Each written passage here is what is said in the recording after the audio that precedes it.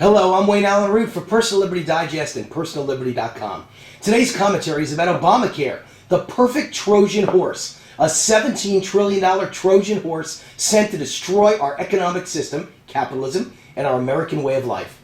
Forget the Supreme Court review of Obamacare. There was much bigger news last week about Obama's signature health care program. Nancy Pelosi once said, "We've got to pass Obamacare to find out what's in it." Well, someone finally took her up on it, read the entire 2,900 pages, and he did the simple math. The long-term debt it creates is not $1 trillion like Obama claimed. It's $17 trillion, more than double our current back-breaking national debt. More on this nightmare later. First, let's examine how this was Obama's plan from day one. President Obama and I were college classmates at Columbia University, class of '83. As I've repeatedly said about my college classmate, his plan is to purposely overwhelm the system and bring down capitalism.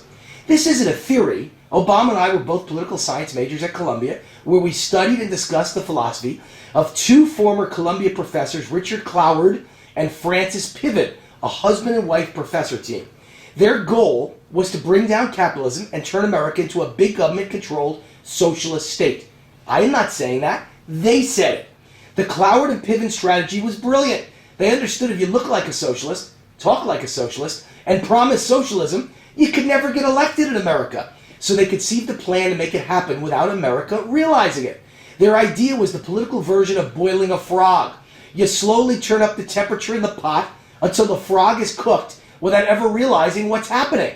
In Cloward and Piven's world, the frog, the victim, is America, and the cooking is achieved by overwhelming the system with debt. Obama studied hard and learned well at Columbia University.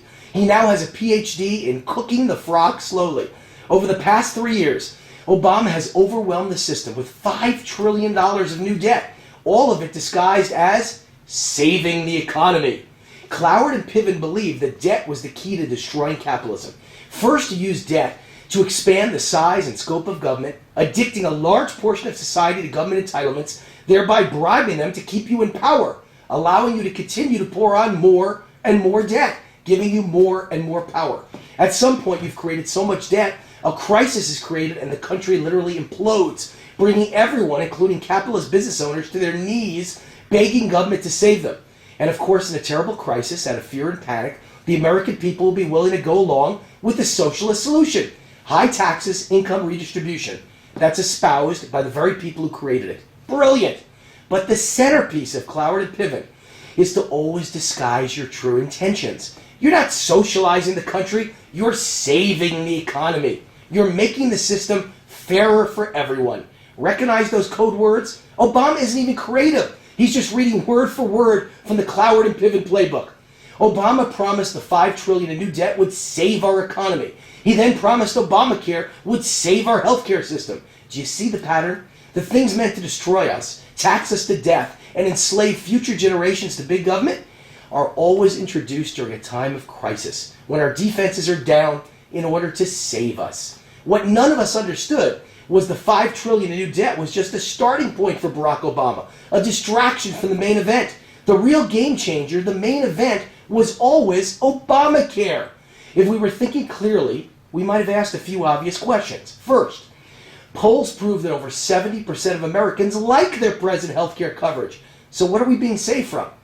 Second, if everyone, even Obama, agrees that government-run Medicare and Medicaid threaten to bankrupt the U.S. economy, how could we save the U.S. economy? By putting government in charge of all health care. Third, if government can magically lower health care prices, how come the highest health care costs in America are found in New York and New Jersey, the two states with the highest level of government regulation? And lastly, if government has been wildly wrong on every prediction they've ever made about the cost of every new program, usually by a factor of 100, why would this time be different? But just as he learned from those famous Columbia professors, Cloward and Piven, Obama painted healthcare as a crisis and made us all panic, so we suspended our reason and common sense. That was the plan from day one. Well, the results are in. Senator Jeff Sessions has now actually read the 2,900 pages and done the math. Obamacare isn't going to save the U.S. economy. It isn't going to reduce the deficit. On the contrary, the true long-term funding gap for Obamacare is $17 trillion. Yes, I said 17 trillion with a T. I wish I could say I'm surprised, but I'm not. That's more than the current entire national debt, more than our nation's GDP, all the money made in America each year. It's more than double all the future debt of Social Security, which is about 7 trillion over the next 75 years. And just so you know, Senator Sessions didn't use crazy math to come up with this $17 trillion figure. All he did was read the entire 2,900 pages and apply standard federal government estimates and models to the law's spending obligations. When combined with the shortfalls from Medicare and Medicaid, this $17 trillion puts U.S. taxpayers on the hook for, get this, $82 trillion in long-term health care obligations. Keep in mind that no taxes yet exist to pay this $82 trillion bill. So you see, Obamacare is the heart of the plan to overwhelm the U.S. economy and overturn capitalism. The current economy can't survive $82 trillion in unfunded obligations. This new debt will force us to our knees to beg government to save us, to feed the beast of big government. Taxes will have to be increased to unimaginable levels. The Trojan horse that promised to save us, Obamacare, is here to destroy us. For those who hate America, the beauty is this Trojan horse keeps adding to the debt, destroying all that's great about this country long after Obama's gone. Our children and grandchildren will be overwhelmed by huge debts, deficits, and unimaginable taxes, as well as horrible quality health care, decades from now. They won't even remember Obama's name, but he will have changed their lives and the economic system they live under. In a bit of healthcare irony, Obamacare is a lot like herpes, the gift that keeps on giving.